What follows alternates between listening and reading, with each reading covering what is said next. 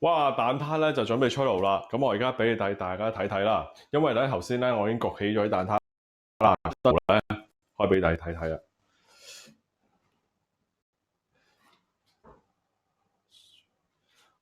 OK 嗱，蛋撻嚟講咧，我哋出爐之前咧，你會見到咧，而家好平穩啦，可以話係。咁但係其實頭先咧就脹卜卜嘅，中間咧係脹咗起身嘅，因為嗰個嘅咧又係啦。咁我而家可以俾大家睇到咧，就係冇脹到，但係 suppose 我哋係脹卜卜嘅。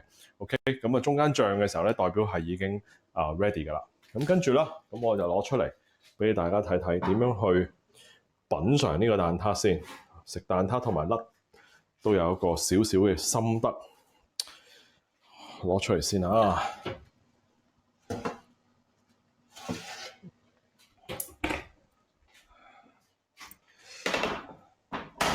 OK 嗱，食蛋撻嗰方面咧，咁我咧又有一個更加邪惡嘅方法已經準備咗㗎啦。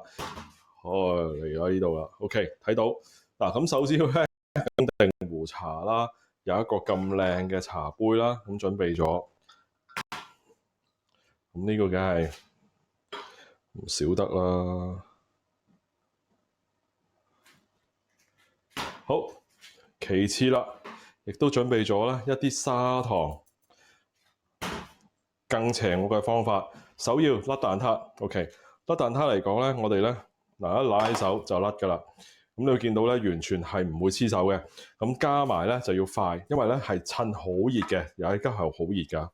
咁所以咧有好多傳統嘅蛋撻店啊、蛋糕店啊、餅包皮去晾住喺底咧，咁係事實需要嘅，因為啦就係可以冇咁容易咁熱咯。呢隻手揸住嘅話，所以戴手套去甩啦。即刻拿喺個邊咧就好靚嘅甩出嚟嚇。咁除咗呢隻啦，呢隻就已經係啲蛋水咧已經係甩咗出嚟，流咗少少啊頭先。咁所以咧，我哋咧輕輕攞個刀仔喺個煲邊嘅位置，即係撻可以甩到啦。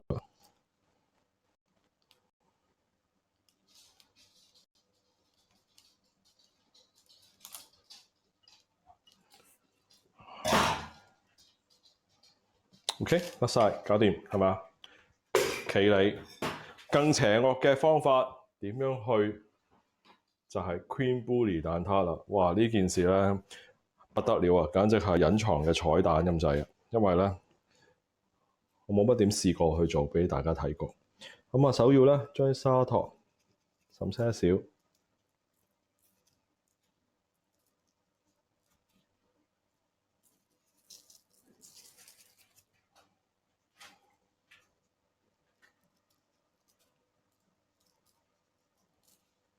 咁有3隻咧，我就做 Queen Brulee 蛋撻。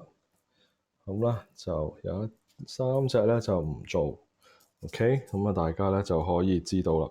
咁頭先大家都已經學識咗點樣去做蛋撻啦，點去練撻皮啦，點去焗啦，有啲咩技巧啦。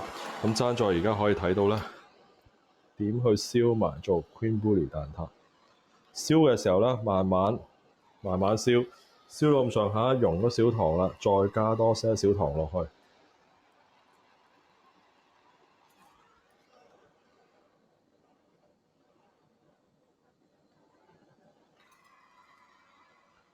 跟住啦，又再燒，又再加多些少糖落去。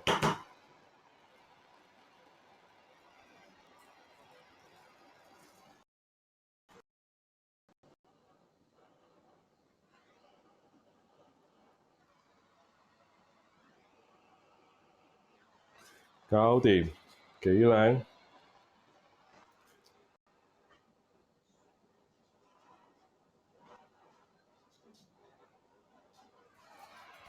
好，又繼續。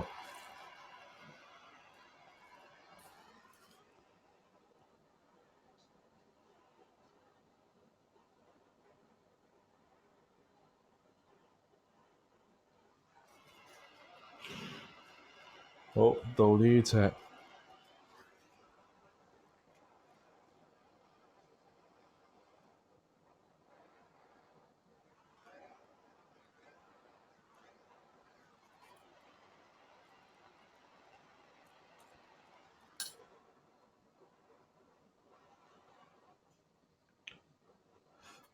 家咧，大家隔住個 mon 咧，我相信你都聞到嗰種燒焦糖嗰種嘅香味啊，因為真係好香，非常香。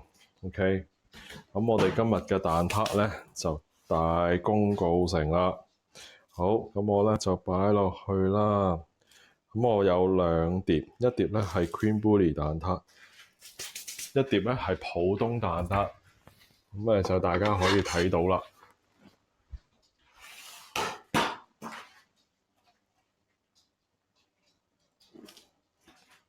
OK，咁今日咧個蛋撻上咧大功告成。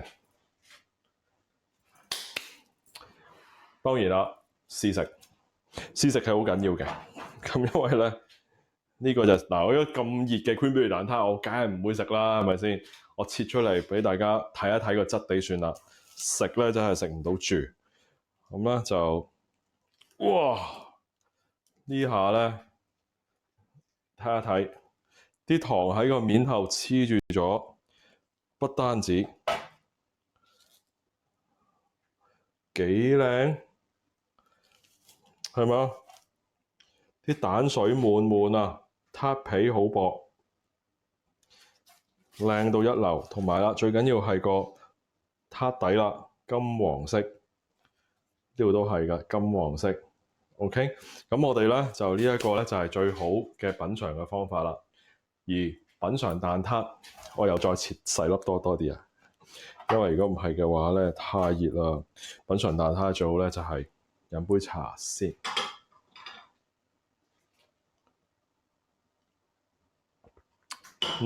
跟住啦，冇得頂，新鮮出爐，入口鬆化，跟住蛋水夠滑。仲有啦，啲糖啱啱好脆脆地，我自己中意咧就係 cream brulee 蛋撻嗰個質地嘅，點解比較少同埋真係你自己自家製啦。咁我呢個係比較獨特啲嘅方法，不妨可以試下喎。呢個真係好味。你見到我唔敢大啖食啊，中間仲好熱㗎。OK，咁如果大家都中意今日嘅蛋撻，不妨咧可以話俾我知。咁如果有任何嘅製作嘅問題嘅話，亦都可以 WhatsApp 通知我，亦都可以同我講嘅。咁如果有大家亦都可以想學更加多唔同嘅甜品嘅話咧，亦都可以上我哋嘅網店。咁我每個星期咧都會 upload 新嘅甜品俾大家，咁亦都可以俾大家選購，例如有忌廉蛋糕啦、慕斯蛋糕，咁全部嘅 recipe 咧都一定100%準確㗎啦。咁亦都係我哋以往賣開嘅，咁亦都有周圍去教開嘅，咁所以絕對唔使擔心，一定成功。仲有啊，你可以有 WhatsApp 繼續去問我，咁亦都有啲咩問題啊、買材料啊，全部你都可以去再查詢嘅。咁今日咧個蛋撻已經係完成啦，咁今日多謝大家嘅時間，下次見啦，拜拜。